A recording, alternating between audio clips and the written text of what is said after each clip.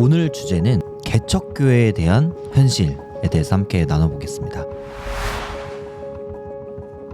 소개 부탁드립니다. 저는 광명에서 온사랑교회를 개척해서 담임 교육자로 섬기고 있는 조정현 목사입니다. 저희 교회는 이제 대한예수교 장로회 합동 측에 속해 있고요. 막 교회가 시작된 지는 이제 2년여 된 이제 아주 작은 개척교회라고 보시면 될 것 같습니다. 광명역 근처에 있으니까 혹시 그 근방에서 또 교회를 찾으시는 분들이나 또 오며 가며 아마 저희 교회 간판이 보이실 텐데 기도해 주시면 감사하겠습니다. 그 개척교회라고 하면은 어느 정도 규모 또 어디까지가 개척교회고 이런 걸 정하는 기준이 있나요? 예를 들어서 여러 가지가 떠오를 것 같아요. 뭐 예를 들어서 규모라고 볼 수 있죠. 뭐 인원수, 네. 아니면 뭐 예를 들어서 재정, 아니면 뭐 교회의 공간, 뭐 이런 걸로 뭐 나눠볼 수도 있겠지만 사실은 그런 거는 뭐 뚜렷한 사실은 기준이 되기는 좀 어려운 것 같고요. 실제로 우리가 많이 통용되는 이 정도면은 개척교회고 또 이 정도 수준을 벗어나면 개척교회가 아니다라고 할 때 선교학에서 쓰는 용어가 있어요. 그러니까 선교를 갔을 때 선교사님들이 현지에 이제 교회를 세우는 게 목적이잖아요. 그때 이제 이 현지의 교회가 선교사님들의 개척을 벗어나서 현지에 진짜 교회가 되어서 교회로서의 기능을 감당한다라고 할 때 세 가지 기준이 있습니다. 자립,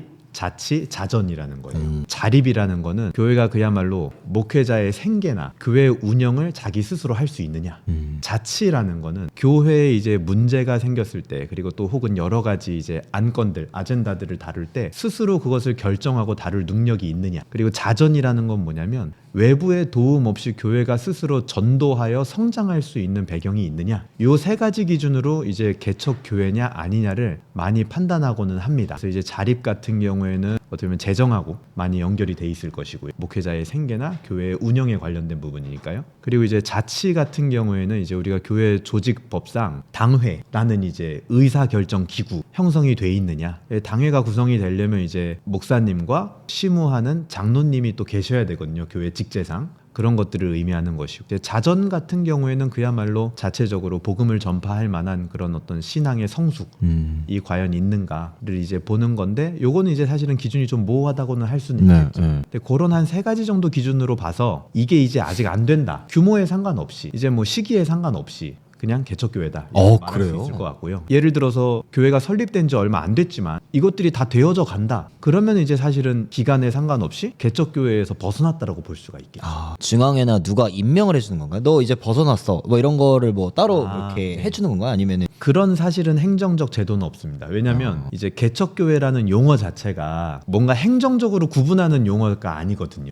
그래요? 예, 뭐 예를 들어서 행정적으로 교회들을 쫙 나눠가지고 여기 이 정도에서 이 정도까지는 개척교회고 뭐 이 정도에서 이 정도까지는 뭐 어떤 교회다 이게 아니라 이제 그냥 아까 말한 대로 자립자치 자전이 되지 않는 교회들을 통칭하여서 그리고 처음에 이제 교회를 시작하게 되면 대부분 교회가 사실은 다 안 되거든요. 안 되는 게 정상이고 그런 교회를 이제 개척교회라고 사실은 부르는 거죠. 그렇기 때문에 그거를 뭐 개척교회라고 부르지 않는 어떤 시기 어떤 그런 뭐 인가 같은 것도요 뭐 사실 따로 있는 건 아니고 스스로들 그냥 어떻게 생각하는지 그리고 주변에서 이런 기준들을 가지고 판단해 볼 수 있지 않을까. 흔히들 사람들이 생각했을 때 신혼부부라고 했을 때도 국가에서 결혼한 지 7년 이내에 부부를 신혼부부로 한다 해가지고 이렇게 경우를 이제 정하는 경우도 있어서 뭔가 개척교회도 그런 것들이 있는 줄 알았는데 생각보다 조금 자체적으로 뭔가 여겨지고 또 생각하고 또 그런 것들이 부분이 있는 거네요. 근데 그거를 이제 만약에 예를 들어서 눈에 보이는 수치화나 행정화를 시킬 수는 있겠죠. 왜냐하면 자립이라는 것도 이제 목회자의 생계나 교회 운영 뭐 예를 들어서 공간 임대료나 월세 이런 게 다 포함되어 있는 거고 자치라는 것도 결국에는 장로님이 세워줘야 되고 당회가 있어야 되는 거니까 행정적으로 명확하게 선을 그으려면 그을 수는 있을 것 같습니다.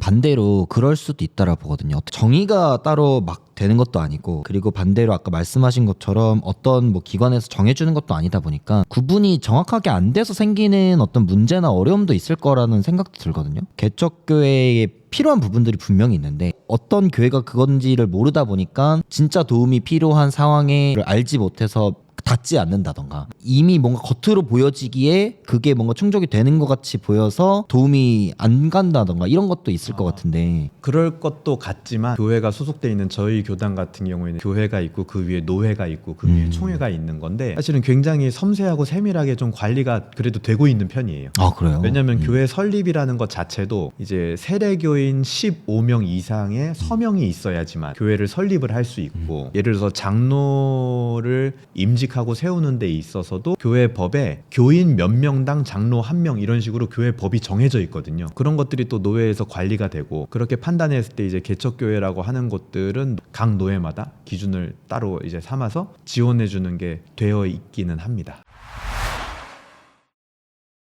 혹시 목사님도 이제 개척을 처음에 하셨을 때 아무도 없이 뭔가 공간에 들어갔을 시기가 있을 거잖아요. 그때 좀 어떻게 하루 패턴이 좀 어떻게 되시는지 궁금하거든요. 브이로그. 네.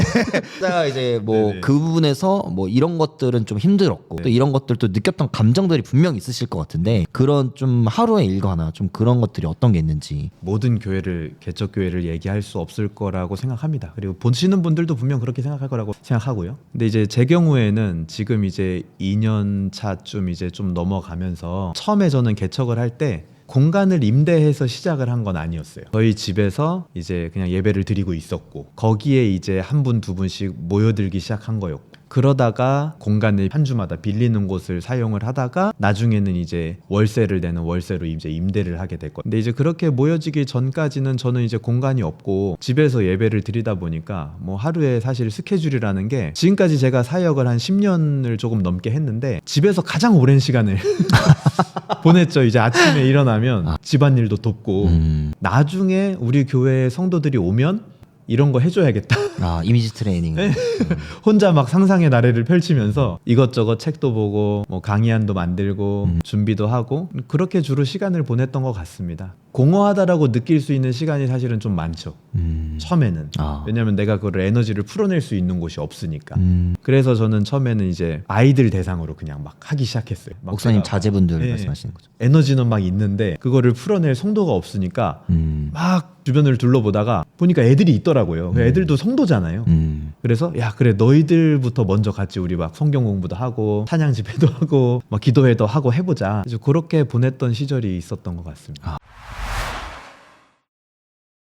공간을 임대하고 나서부터는 어떻게 보면 책임이 조금 더 들어가는 부분이라고 생각도 하고 실제로 이제 금액적인 부분으로도 계속 어떻게 보면 무게가 생기는 거잖아요. 그 이후로는 혹시 어떻게 이제 지내셨는지. 그때부터는 이제 아무래도 공간이 생기다 보니까 이제 그 공간에서 할 수 있는 그동안 준비했던 것들을 이제 하나하나 풀어서 성도들하고 같이 하기 시작했죠. 뭐 주중에 예를 들어서 양육 모임도 교회에서 한다든지 그리고 또 기도회도 한다든지 또 성경 공부도 한다든지 뭐 주일 예배는 당연히 기본이고요. 집에서 하던 업무들이 집중이 안 될 때는 그 교회 공간을 이용해서 거기서 이제 업무를 보기도 하고 그런 식으로 이제 시간을 좀 쓰고 공간을 활용을 했던 것 같습니다. 시간들을 보내시면서 조금 주로 하셨던 생각이나 아니면은 주로 하셨던 어떤 활동들은 어떤 거가 있을까요? 주로 저는 이제 교회 공간에서 뭐 기도회 하거나 아니면 양육 모임을 좀 많이 했던 것 같아요. 성경 공부라든지 그런 것들을 하기 위해서 공간이 어쨌든 안정적인 공간이 필요했고 물론 없어도 할 수는 있습니다. 왜냐하면 어떤 한 성도 가정에서 모여서 해도 되거든요. 근데 그래도 또 교회라는 중간 지점이 있으니까 거기를 좀 최대한 활용해 보고자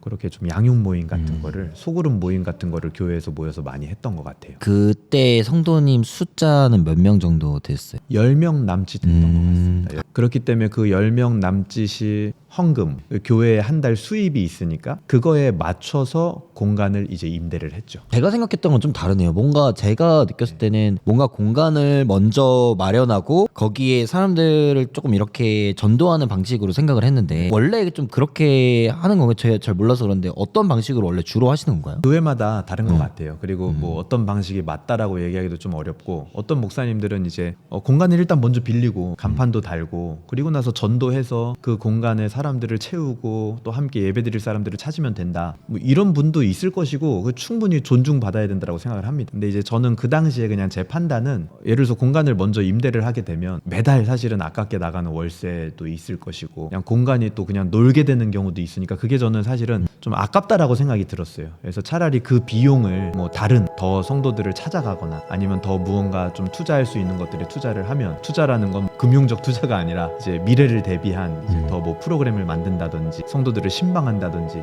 우리 교회에 올 가능성이 있는 사람들을 만나고 그들을 섬기고 상담하는데도 사실은 그냥 되어지는 게 아니라 또 재정적 필요가 있잖아요. 그런데 좀 사용하는 게 맞다라고 저는 생각이 들어서 공간을 먼저 구한 게 아니라 사람들이 모여지고 나서 공간을 구했던 것 같아요.